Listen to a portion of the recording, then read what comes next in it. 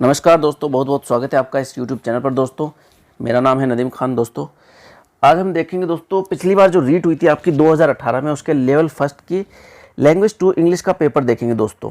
तो शुरुआत करते हैं पहले प्रश्न से कि द बैटरी हैज़, ठीक है, डैश।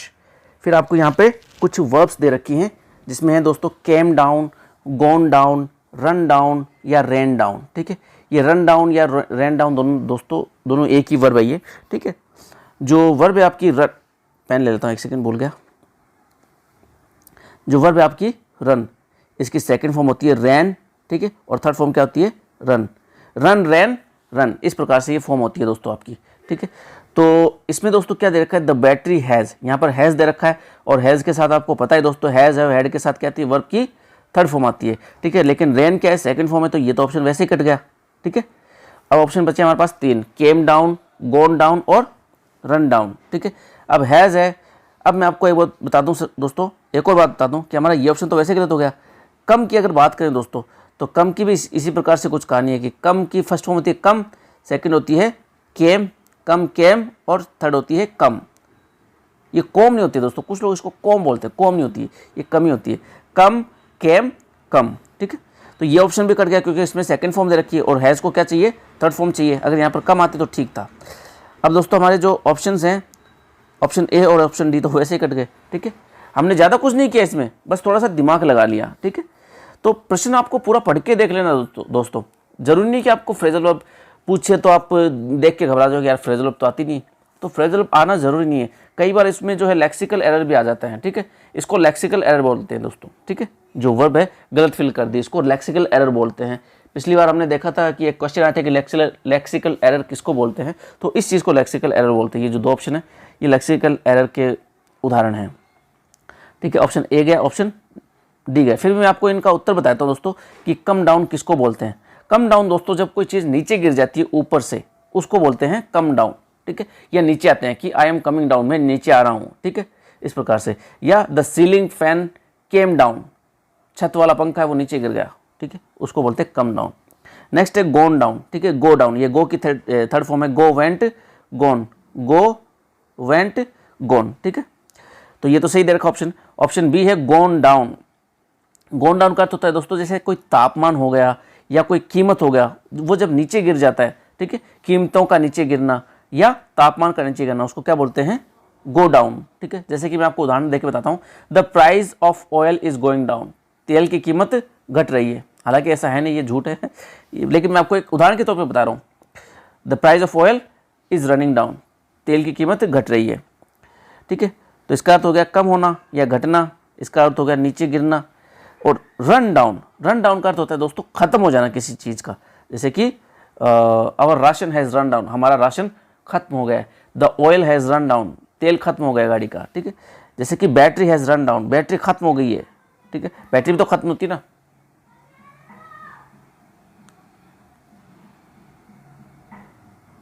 बैटरी भी खत्म हो जाती है। ठीक है, तो ये क्वेश्चन है, इसका सही उत्तर हो जाएगा दोस्तों रन डाउन, क्योंकि हैज़ के साथ कौन सी फॉर्म आ गई, वर्ब की third form, run down. Next question देखते हैं दोस्तों, the curtal sonnet is. Curtal sonnet क्या होती है? कर्टल सोनेट दोस्तों, सोनेट में आपको बताता हूँ पहले कि सोनेट क्या होती है। सोनेट होती है दोस्तों, आपको बता चुका हूँ मैं, काफ़ी 50 बार बता चुका हूँ मैं। सोनेट होती है दोस्तों 14 लाइनों की एक कविता होती है। कम ज़्यादा नहीं होनी चाहिए, ना तो 13 होनी चाहिए, ना 15 होनी चाहिए, पूरी की पूरी 14 लाइनों की पोएम होनी चाहिए। मीटर होना चाहिए उसका आयम्बिक पेंटामीटर दोस्तों। ठीक है, उसको बोलते हैं सोनेट बोलते हैं दोस्तों। ठीक है, सोनेट भी आगे 2 प्रकार की होती है, मैंने आपको पूरा बताया हुआ है, पिछले वीडियो जाके देख सकते हैं आप। लेकिन कर्टल सोनेट क्या होती है दोस्तों, और ये सिर्फ एक ही व्यक्ति ने लिखी है आज तक। ठीक है, उसका नाम है जीएम हॉपकिंस। क्या नाम है उसका? जीएम हॉपकिंस,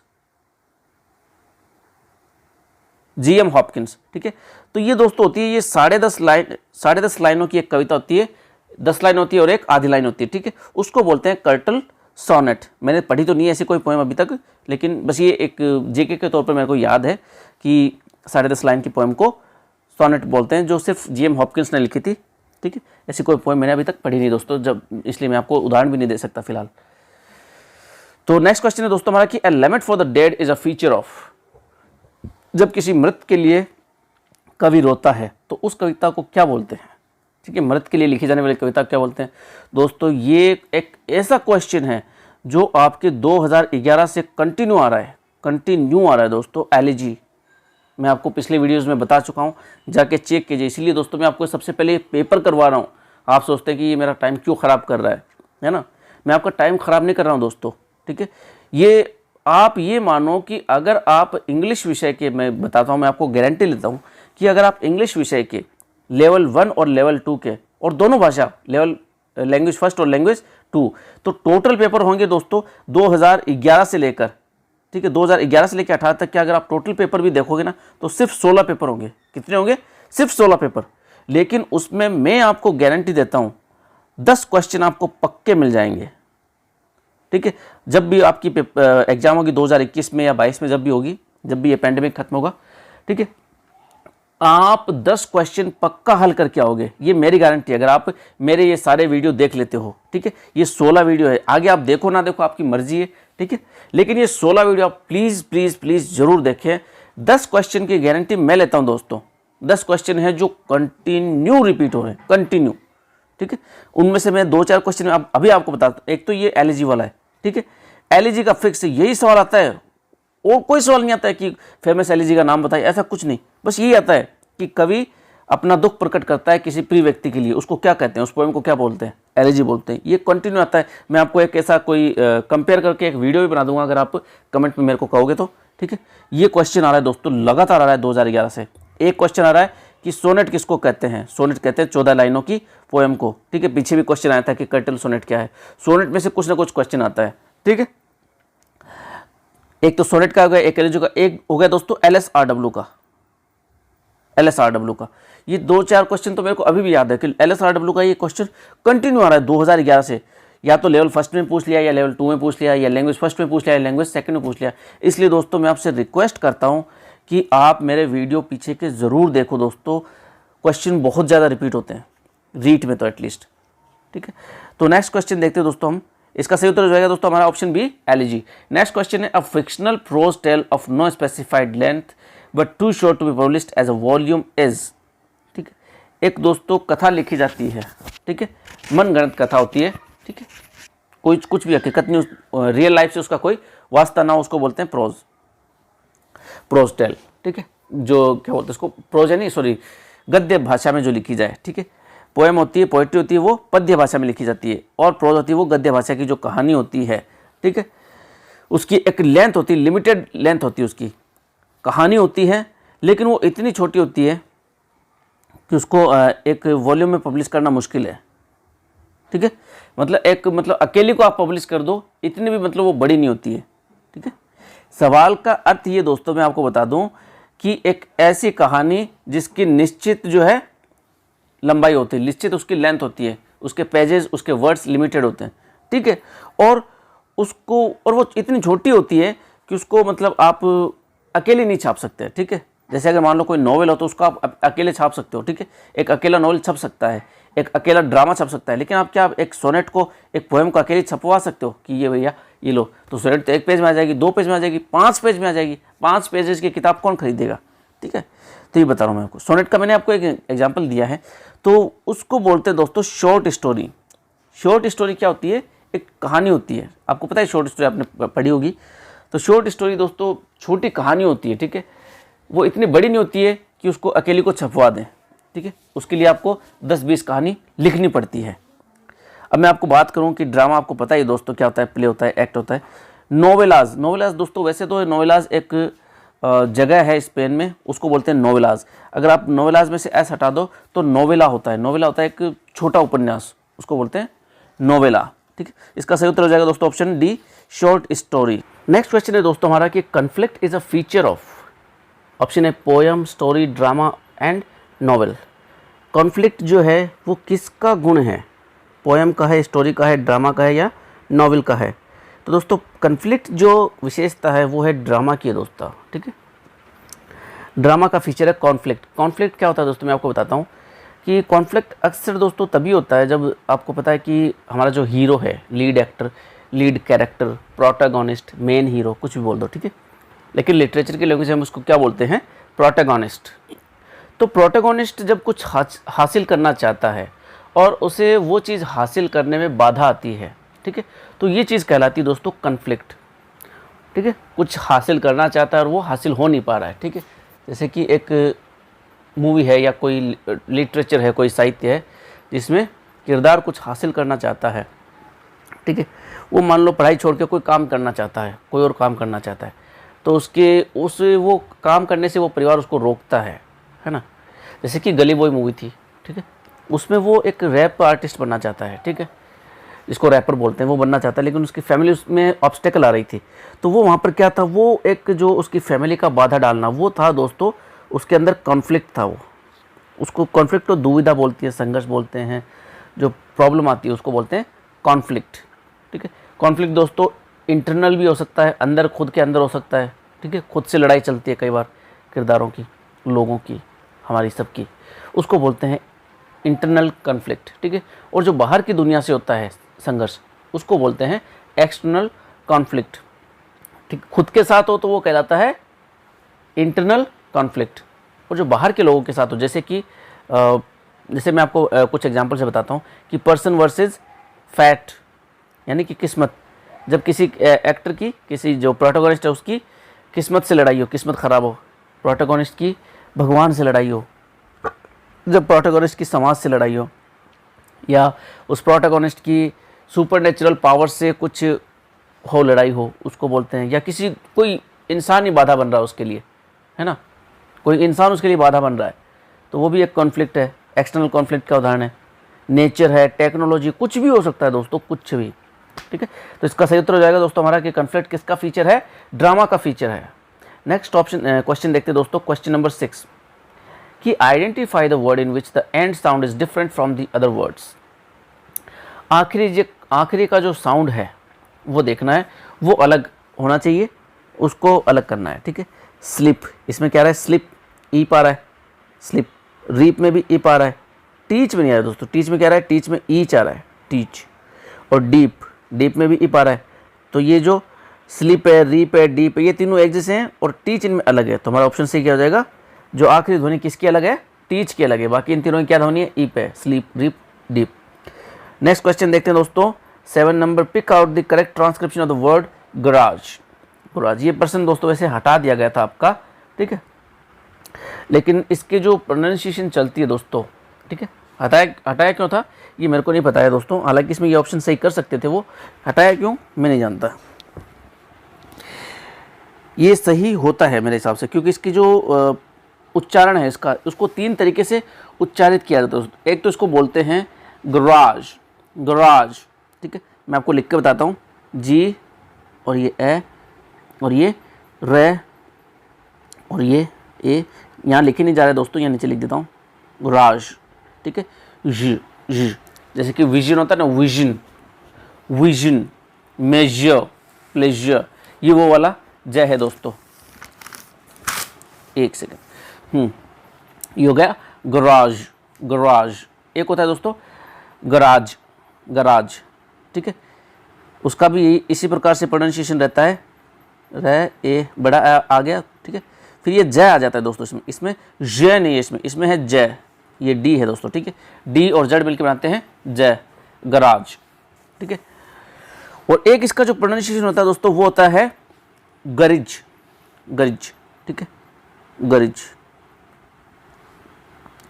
गरिज, ये जय है, प्रॉपर जय, ठीक है। और ये ऊपर वाला ये जो है ना, ये वाला, ये है दोस्तों जय, जय, जिसके नीचे बिंदी लगाते हैं ना हम कई बार, जय, इस प्रकार से जो बजिंग करते हुए बोला जाता है वो होता है। तो इसमें 3 हो गए दोस्तों, एक तो इसका गराज, एक हो गया गराज, एक हो गया गरिज, ठीक है। तो ये हो सकता था, लेकिन इसमें जड़ इसने गलत लिख दिया। अच्छा, ये गलती हो गई इसके अंदर, मैंने गौर नहीं किया दोस्तों, इसमें ये लिख दिया इसने जड़, इसलिए ये गलत हो गया। सही, तब तो सही है, एकदम सही है, इसको हटानी चाहिए था, मैंने ये गौर नहीं किया दोस्तों, इसलिए। खैर, तो नेक्स्ट क्वेश्चन है दोस्तों हमारा कि 8 नंबर क्वेश्चन है, principle of linking with life in teaching of English involves. ठीक है, अंग्रेजी शिक्षण में ज़िंदगी से सहसंबंध करते हुए पढ़ाने का जो सिद्धांत है, ठीक है, ज़िंदगी से चीज़ें संबंधित कर देना, ठीक है, लिंक कर देना लाइफ से, वो जो सिद्धांत है उसमें क्या शामिल रहता है, यूज़ ऑफ वर्ड स्ट्रक्चर, ठीक है, शब्दों के निर्माण का जो इस्तेमाल है वो समझाना, use of semantic structures of English language in daily life, daily life में जो हमारे जो रोज़ाना की जो दिनचर्या है, ठीक है, उसमें अंग्रेजी भाषा के कौन से मीनिंग्स काम आते हैं, ठीक है, उनका स्ट्रक्चर समझाना, या use of building structures in daily life, daily life आपकी जो रोज़ाना की ज़िंदगी है उससे संबंधित स्ट्रक्चर्स पढ़ाना, ठीक है, या फिर use of graded structures of English language in daily life situation. तो ग्रेडेड स्ट्रक्चर पढ़ाना चाहिए दोस्तों, आपकी रोज़ाना ज़िंदगी से मिलता जुलता होना चाहिए, ठीक है, और ग्रेडेड यानी पहले छोटे से फिर बड़ा, समझ लो, ग्रेड किया हुआ होना चाहिए कि ये ज़्यादा काम में आता है तो पहले वो पढ़ाए, ठीक है, और जो सबसे सीखने में आसान रहे, मतलब छोटे छोटे सेंटेंस, ठीक है, जैसे कि I am Rahul, I am Aman, I am Diksha, जो भी है, ठीक है, फिर my name is Diksha, I read in class 7th, इस प्रकार से स्ट्रक्चर्स को आगे बढ़ाना, ठीक है, ग्रेडेड फॉर्म में होना चाहिए, पहले हल्का फिर भारी, समझ रहे हो। तो ये हमारा इसका ऑप्शन सही हो जाएगा दोस्तों, ज़िंदगी से सहसंबंध करते हुए तो पढ़ाना चाहिए, ठीक है, लेकिन वो किस फॉर्म में होना चाहिए, वो ग्रेडेड फॉर्म में होना चाहिए, ठीक है। इसने कह दिया यहीं पर उत्तर, तो आधा उत्तर तो इसने यही दे दिया कि लिंकिंग विद लाइफ, तो ज़िंदगी से लिंक करते हुए, ज़िंदगी से संबंध बनाते हुए पढ़ाना, इसमें क्या शामिल रहता, तो ज़िंदगी से संबंध बनाते हुए, इसमें ये डेली लाइफ तो ऑलरेडी आ गई कि हमारी जो रोज़ाना ज़िंदगी में होगा उसी से संबंध करके पढ़ाएंगे ना, तभी तो वो कहलाएगा कि लिंकिंग विद लाइफ। तो आधा उत्तर इसने खुद नहीं लिख दिया यहाँ पर, लिंकिंग विद लाइफ, ठीक है। फिर इसने अपने को थोड़ा सा दिमाग और लगाना है कि वो ग्रेडेड फॉर्म में होना चाहिए, ठीक है, ग्रेडेड स्ट्रक्चर्स होने चाहिए। नेक्स्ट क्वेश्चन है दोस्तों कि इन communicative teaching teacher promotes communication bye, communicative जो टीचिंग है, जो CLT आपका जो मेथड है कम्युनिकेटिव लैंग्वेज टीचिंग, उसके अंतर्गत जो शिक्षक है वो कम्युनिकेशन को किस प्रकार से बढ़ावा देता है, वार्तालाप को किस प्रकार से बढ़ावा देता है, क्रिएटिंग सिचुएशन बिल्कुल देता है, टीचर्स टॉक नहीं, ऐसा कोई ऑप्शन है उसमें, बॉन्डिंग ऑफ अल्फ़ाबेट नहीं, अल्फ़ाबेट तो सिखाते तो हैं लेकिन ज़्यादा नहीं, क्रिएटिंग नर्वसनेस थोड़ी टीचर करवाएगा बच्चे को फील, ठीक है। तो इसमें क्या होगा कि वो सिचुएशंस इस प्रकार की क्रिएट करेगा कि कम्युनिकेशन करना पड़े बच्चे को, ठीक है। अब सिचुएशन किस प्रकार से क्रिएट करेगा कि वो बच्चों को कोई ना कोई टास्क देगा, ठीक है, या तो रोल प्ले हो गया, ठीक है, या डायलॉग बुलवा रहा है, ग्रुप डिस्कशन करवा लेगा, कुछ भी कोई टॉपिक दे दिया कि आज ये टॉपिक आज टेलीविजन पे बोलना है, ठीक है, आज मोदी जी पे बोलना है, ठीक है, हालांकि मोदी मतलब नेताओं पे नहीं देना चाहिए, ठीक है, तो उस प्रकार से मैं बता रहा हूँ। तो मतलब वो कुछ ना कुछ सिचुएशन क्रिएट करेगा, कुछ ना कुछ आपको टास्क देगा, वो उस टास्क के जरिए आप सीखोगे, ठीक है, सिचुएशन क्रिएट करके वो आपको कम्युनिकेशन को बढ़ावा देगा। इसका उत्तर हो जाएगा ऑप्शन ए। नेक्स्ट क्वेश्चन देखते हैं दोस्तों, लिंग्विस्टिक कॉम्पिटेंस रिफर्स टू, भाषाई दक्षता में क्या शामिल रहता है, कम्युनिकेशन नॉलेज ऑफ ग्रामर बिल्कुल रहता है, ग्रामर का जो कम्युनिकेशन नॉलेज है वो रहता है, communication knowledge of vocabulary, vocabulary का जो वार्तालापीय ज्ञान है वो भी रहता है, कैपेबिलिटी ऑफ नॉलेज, इसको देखते हैं थोड़ा बाद में, communication knowledge of grammar and vocabulary, बिल्कुल सही ऑप्शन है ये कि इसमें दोनों आ गए, ग्रामर भी आ गई और वोकेबलरी आ गई। कि आपको किसी भी भाषा की अगर आपके अंदर दक्षता है, जैसे आपको हिंदी आती है तो आपको हिंदी आती है, तो आपको हिंदी की सिर्फ ग्रामर नहीं आती है, आपको उसकी ऑलमोस्ट वोकेबलरी भी आती है ना, तभी तो आपके अंदर वो लिंग्विस्टिक कॉम्पिटेंस आएगी हिंदी की, चाहे आप कुछ भी भाषा बोलते हो, चाहे आप मारवाड़ी बोलते हो, ठीक है, तो मारवाड़ी की आपको ग्रामर भी आती है और आपको उसकी वोकेबलरी भी आती है, शब्द भी आते हैं, ठीक है। कुछ लोग मारवाड़ी बोल सकते हैं, ठीक है, जैसे कि कुछ लोग पंजाबी बोल सकते हैं, ठीक है, जैसे कि मैं पंजाबी थोड़ी बहुत बोल लेता हूँ, ठीक है, लेकिन मेरे को पंजाबी की वोकेबलरी नहीं आती है, ठीक है, वोकेबलरी में कमज़ोर हूँ, ग्रामेटिकल पता है कि कैसे बोलना है, कुछ तोड़ा साडा ऐसा कुछ करके बोलना होता है, ठीक है, तो कुछ एक शब्द पता है मेरे को, लेकिन कंप्लीट नॉलेज नहीं है, ठीक है। ग्रामर तो पता है, ग्रामर तो लगभग हिंदी जैसी होती है, हमारी जो भी इंडियन लैंग्वेजेस है, नॉर्थ इंडियन लैंग्वेजेस, उनकी सारी भाषाएं वैसी होती है, ठीक है। अगर आप यूपी के देखो, सुनने में आपको वो, बिहार के देखो, सुनने में आपको वो क्या है, हिंदी जैसी लगेगी, लेकिन वो एकदम हिंदी नहीं है, ठीक है। उनके जो वर्ड्स है, उसका जो एक्सेंट है, उसका जो इंटोनेशन है वो अलग है, ठीक है। तो आपको किसी की भाषाई दक्षता चाहिए, किसी भी भाषा की भाषाई दक्षता चाहिए, तो उसमें आपको उसका ग्रामर का भी नॉलेज होना चाहिए और वोकेबलरी का भी, तो हमारा ऑप्शन सी हो जाएगा डी। नेक्स्ट क्वेश्चन देखते हैं दोस्तों कि the challenge of acquisition poor environment refers to, the challenge of acquisition, यहाँ पर दोस्तों लैंग्वेज एक्विजिशन होना चाहिए, ठीक है। The challenge of language acquisition poor environment refers to, भाषा अधिगम करते वक्त, ठीक है, भाषा अधिगम करते वक्त या भाषा सीखते वक्त या कोई भी चीज़ सीखते वक्त, ठीक है, जो पुअर एनवायरनमेंट होता है, तो ठीक है, जब कहते हैं ना कि भाषा सीख रहे हैं, लेकिन भाषा सीखने में क्या है कि पुअर एनवायरनमेंट आड़े आ रहा है, ठीक है, यानी कमज़ोर वातावरण है उसमें, ठीक है। तो वो कमज़ोर वातावरण से मतलब क्या है, ठीक है, जब आप भाषा सीखते हैं तो आपके आड़े क्या आता है, कमज़ोर वातावरण, पुअर, खराब वातावरण। तो उस खराब वातावरण से क्या अर्थ है, लर्नर्स लर्निंग ऑफ लिटरेचर, बच्चों की लिटरेचर सीखने की जो क्षमता है वो नहीं, बिल्कुल नहीं। पुअर स्टडी हैबिट, पढ़ने की गलत आदत, ठीक है, या कम पढ़ने की आदत। Pollution in English language, English language में क्या पॉल्यूशन होगा, ठीक है, ये भी ऑप्शन नहीं है।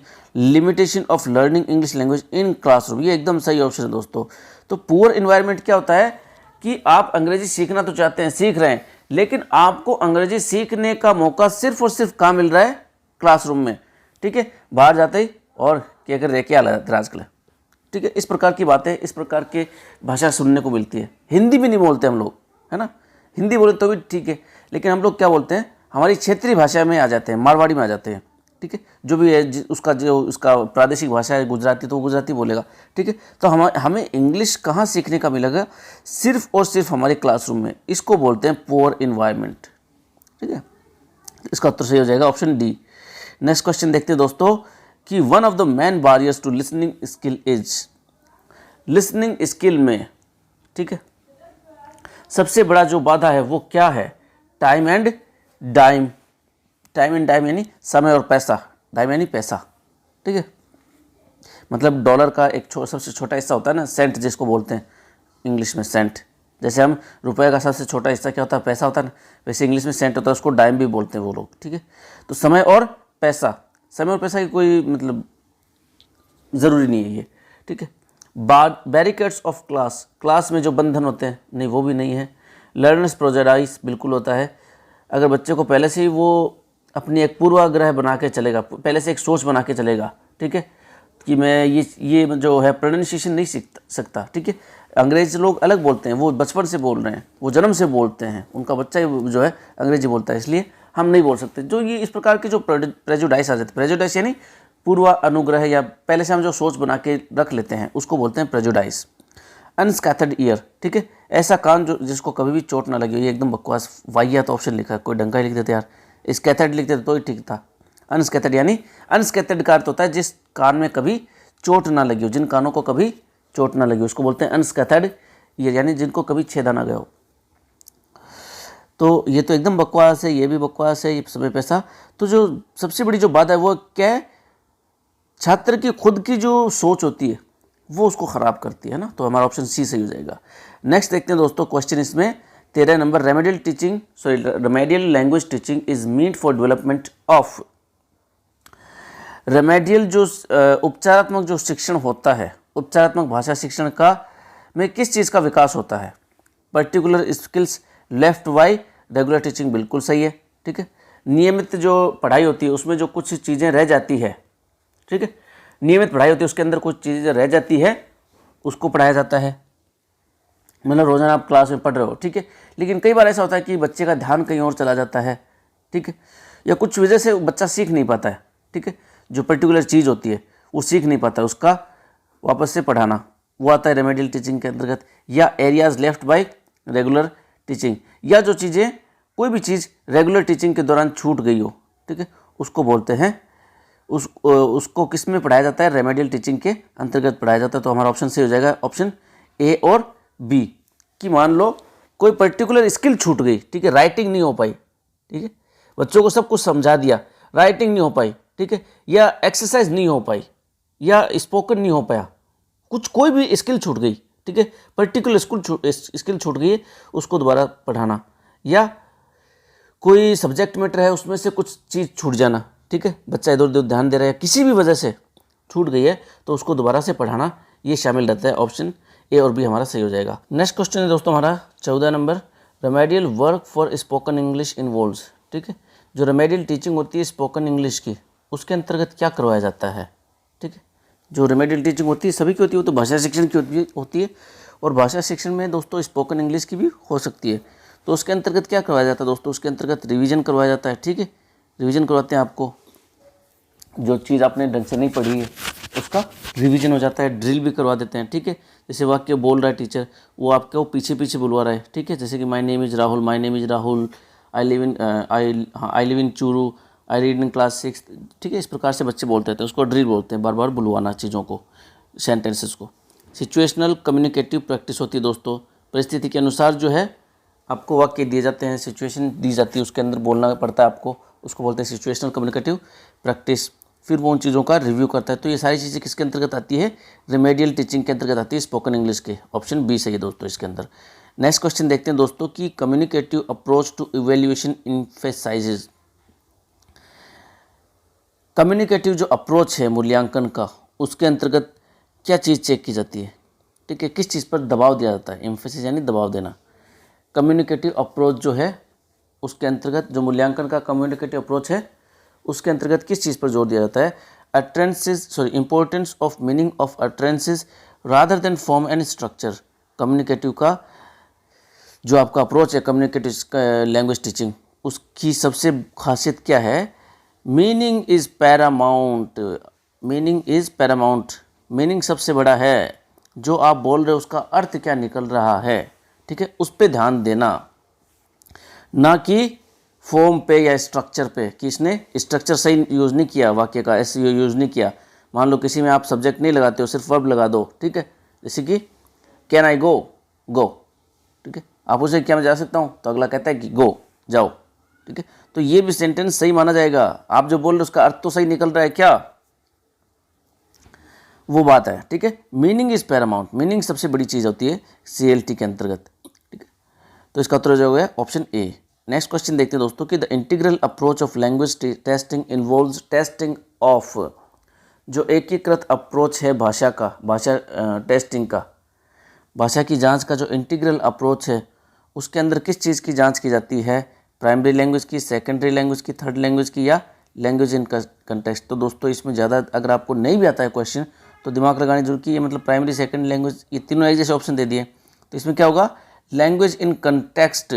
ठीक है, इंटीग्रल अप्रोच क्या था दोस्तों, आप कंटेक्स्ट के अंदर, ठीक है, भाषा को कंटेक्स्ट लैंग्वेज टेस्ट को कंटेक्चुअलाइज करके जब आप उसका टेस्ट लेते हो, ठीक है, तो उसको बोलते हैं integral approach of language testing. इसका उत्तर सही हो जाएगा ऑप्शन डी। नेक्स्ट क्वेश्चन देखते हैं दोस्तों 17 number, elective approach to evaluation takes account of. ये क्वेश्चन दोस्तों डिलीट हो गया था एग्जाम में। ठीक है, क्योंकि इलेक्टिव अप्रोच क्या होता है कि आप, इलेक्टिव अप्रोच उसको बोलते हैं जिसमें आपको चीज़ें चुननी होती है। ठीक है, आपने एक कोर्स चुन लिया, ठीक है, टीचिंग आइटम चुन लिया, टीचिंग मेथड चुन लिया, ठीक है, टीचिंग मटेरियल चुन लिए, टीचिंग एड चुन लिए, उनका चुनाव करना, वो कहलाता है elective approach.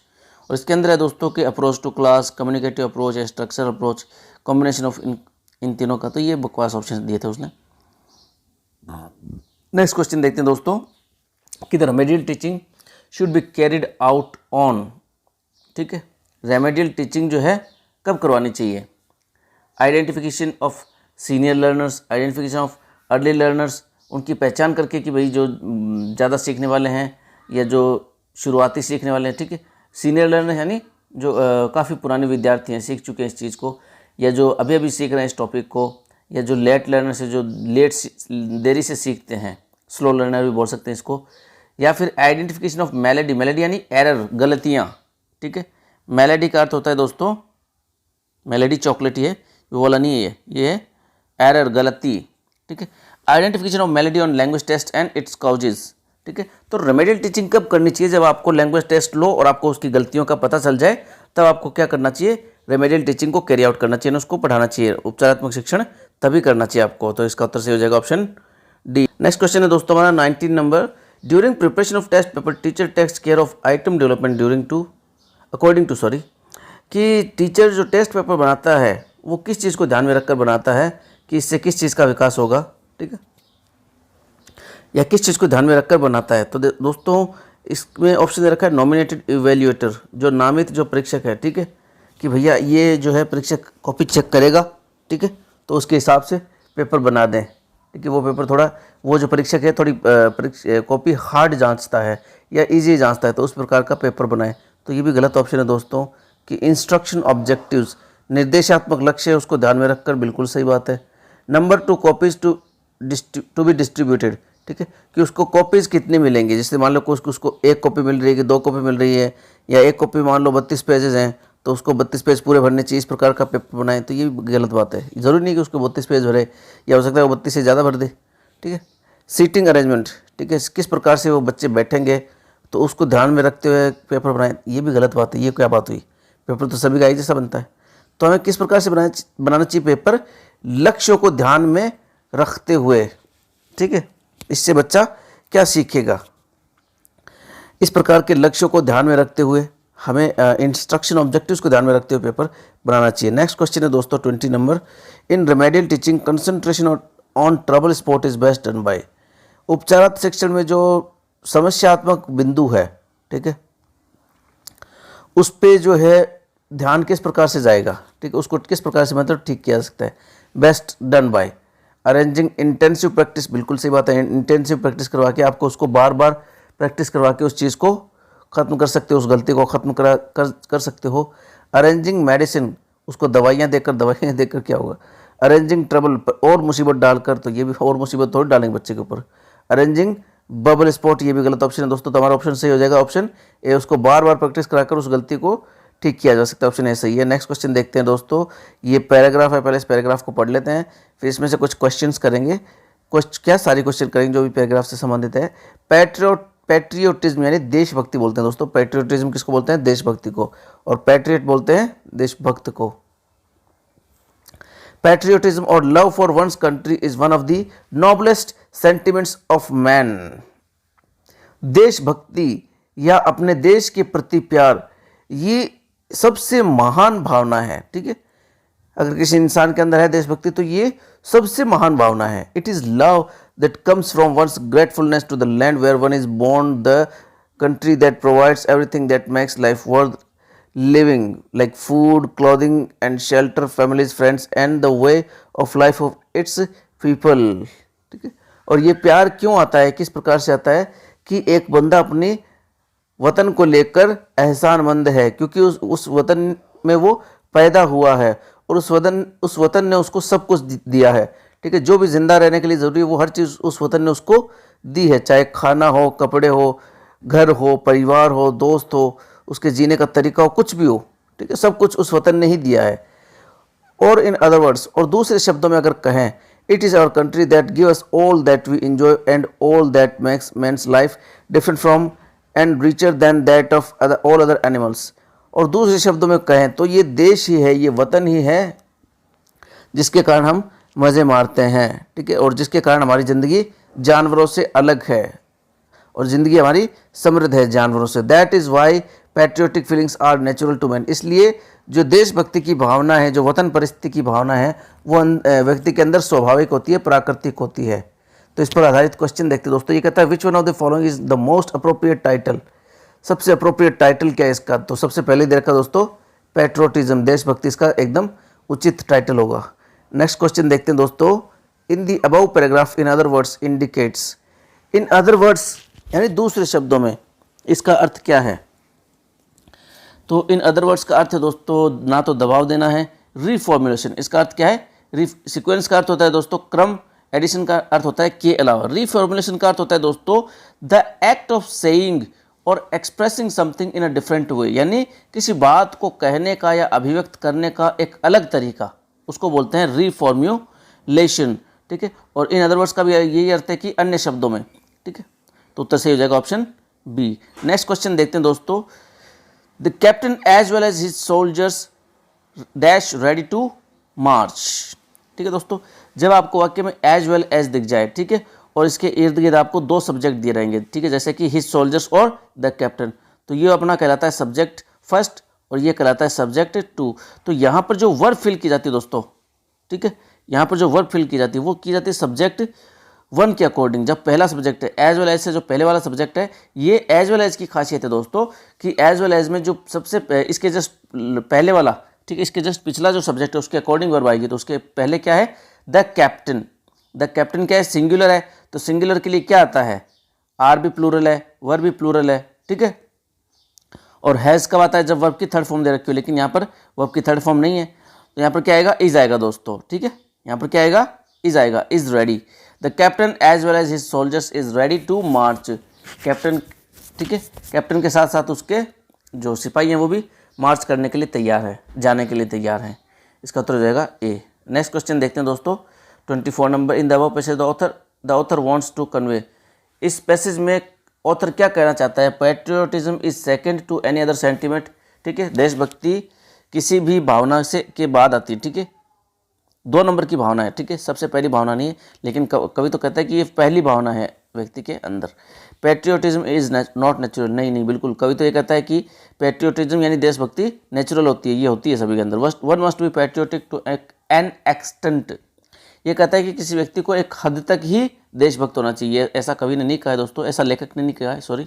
One should be grateful to the land where one is born, ये एकदम सही बात है, ये कहा है कवि ने कि एक व्यक्ति को अपने वतन के प्रति एहसानमंद रहना चाहिए। ऑप्शन डी से हो जाएगा दोस्तों हमारा। तो नेक्स्ट क्वेश्चन है दोस्तों हमारा 25 number. People who buy stocks are not different from people who bet on horse racing, they both risk their money with little chance of making a big profit.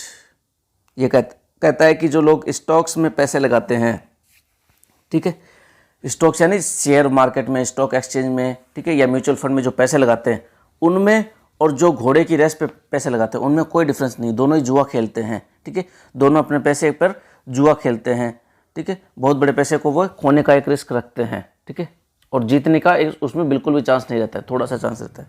तो दोस्तों ये तो गलत बात है, स्टॉक्स में पूरी दुनिया पैसे लगा रही है दोस्तों, पूरी दुनिया पागल थोड़ी ना है, ठीक है। कुछ लोग जुआरी हो सकते हैं जिनके पास पैसे है, लेकिन सभी के पास पैसे नहीं होते दोस्तों, ठीक है। तो ये दो एकदम अलग बातों को ये मतलब जानबूझकर ये कंपेयर करना चाहता है, तो इस चीज़ को बोलते हैं दोस्तों the fallacy of false analogy, ठीक है।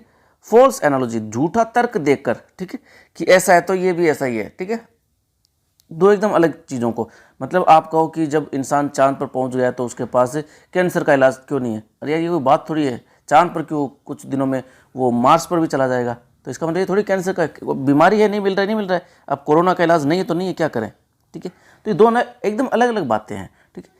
तो इस प्रकार, और ये दोस्तों इस प्रकार का क्वेश्चन मैंने आपको पहले ही बताया। अगर आपको ये ऑप्शन देखने की फैलेसी ऑफ हैस्टी जनरलाइजेशन क्या होते हैं, फैलेसी ऑफ कंपोजिशन क्या होते हैं, फैलेसी ऑफ इक्विवोकेशन क्या होते हैं, तो आप दोस्तों मेरे चैनल पे जाके देख सकते हैं। 2012 का पेपर है, मेरे को याद नहीं लेवल 1 का या लेवल 2 का, उसमें भी इस प्रकार का एक क्वेश्चन था एक, ठीक है, सेम इसी प्रकार का था।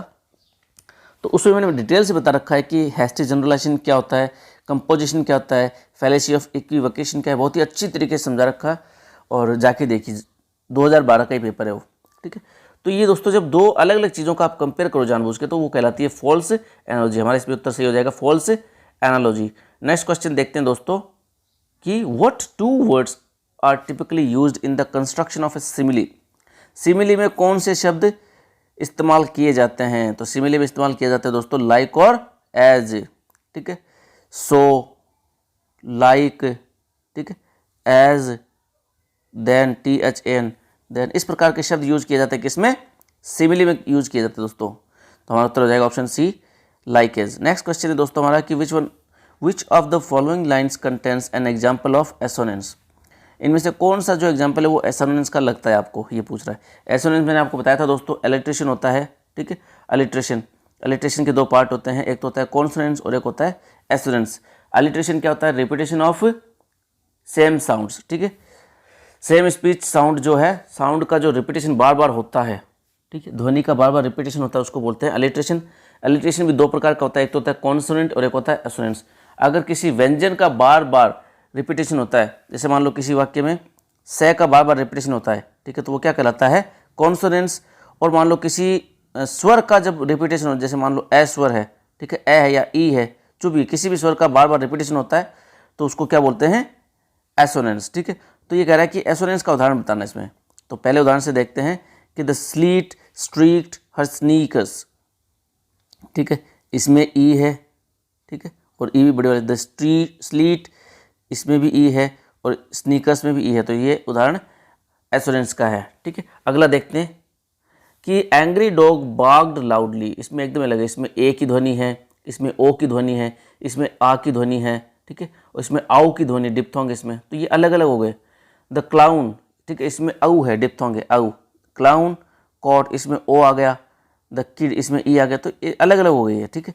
दिस इज हाउ इसमें भी अलग अलग है दोस्तों। हमारा उत्तर सही हो जाएगा ऑप्शन ए, इसमें ई की ध्वनि है, ठीक है, 3 शब्दों में, स्लीट, स्ट्रीट, स्नीकर्स, ठीक है, ऑप्शन ए सही हमारा एसोनेंस। नेक्स्ट क्वेश्चन देखते हैं दोस्तों 28 number, what device is present in the line the wind whistled a high and lonesome tune. Lonesome का अर्थ होता है दोस्तों अकेली, तनहा, ठीक है। कौन सा लिटरेरी डिवाइस यूज किया, अच्छा लिटरेरी डिवाइस के बारे में पूछ रहा है, ये कौन सा लिटरेरी डिवाइस यूज किया है इस वाक्य में। द विंड विसल्ड, हवा ने सीटी मारी, हवा सीटी मार सकता है क्या, ठीक है। मैं आपको कई बार बता चुका हूं कि जब निर्जीव चीजों का मानवीकरण किया जाता है तो उसको बोलते हैं, क्या बोलते हैं, पर्सोनिफिकेशन, ठीक है। जैसे कि मेरे फ़ोन का चार्जर मेरे फ़ोन का इंतज़ार कर रहा था, चार्जर मेरे फ़ोन का इंतज़ार कर रहा था, तो चार्जर क्या इंतज़ार करेगा, है ना, तो वो पर्सोनिफिकेशन का उदाहरण है, ठीक है। मेरा फ़ोन चार्जर, मेरी चादर मुझे इंतज़ार कर रही थी, मेरा बिस्तर मेरे बारे में सोच रहा था, मेरा इंतज़ार कर रहा था, ठीक है। तो ये चीज़ होती है, क्या कहलाती है, पर्सोनिफिकेशन का उदाहरण है दोस्तों ये। नेक्स्ट क्वेश्चन देखते हैं 29 number, the sentence the lazy lizard lounged near the lake.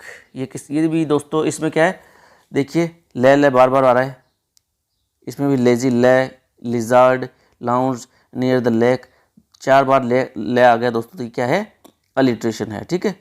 The lazy lizard lounge, ठीक है, इसमें जय भी 3 बार आ रहा है, जय जय जय, ठीक है, लाउंज नियर द लेक, तो इसमें क्या है, 100% अलिट्रेशन इसके अंदर, ठीक है। नेक्स्ट क्वेश्चन देखते हैं दोस्तों कि he said he dash reconsider his decision. Model पूछा है, मे, माइट, कैन, कुड। ये कह रहा है कि उसने कहा कि वह अपना विचार बदल सकता है। तो दोस्तों सोच के देखिए, वाक्य को थोड़ा सोचने की जरूरत है, क्वेश्चन ये हार्ड है, ठीक है। आपको देखने में कैन लग सकता है लेकिन कैन नहीं है यहाँ पे, क्यों, क्योंकि ये कह रहा है कि फैसला बदल सकता है। क्या कोई भी इंसान आपका फैसला बदल सकता है जल्दी से, नहीं बदल सकता ना। तो उस फैसला बदलने में बहुत ताकत लगती है ना, बहुत जोर आता है, बहुत सोचना पड़ता है, और मुश्किल से ही कोई फैसला बदलता है, और जो चीज़ मुश्किल से हो उसके लिए आता है माइट, ठीक है। He might reconsider his decision, तो उत्तर से हो जाएगा हमारा बी, माइट। दोस्तों ये थे हमारे पेपर था 2018 रीट का, लेवल 1 का लैंग्वेज सेकंड का पेपर होगा दोस्तों, और आगे हम देखेंगे 2000 रीट के लेवल 2 के लैंग्वेज इंग्लिश के पेपर दोस्तों, फर्स्ट और सेकंड लैंग्वेज दोनों के देखेंगे, ठीक है। कल और परसों आ जाएंगे उसके वीडियो। तो दोस्तों आपको अगर ये वीडियो पसंद आए तो प्लीज़ वीडियो को लाइक कीजिए, अपने दोस्तों के साथ शेयर कीजिए, जो भी दोस्त आपके रीट की तैयारी कर रहे हैं स्पेशली, उनसे ये शेयर कीजिए, उनके बहुत बड़े काम के हैं ये वीडियो। एंड दोस्तों आपको कुछ पूछना है, बताना है, तो आप कमेंट में बता सकते हो। Thank you very much.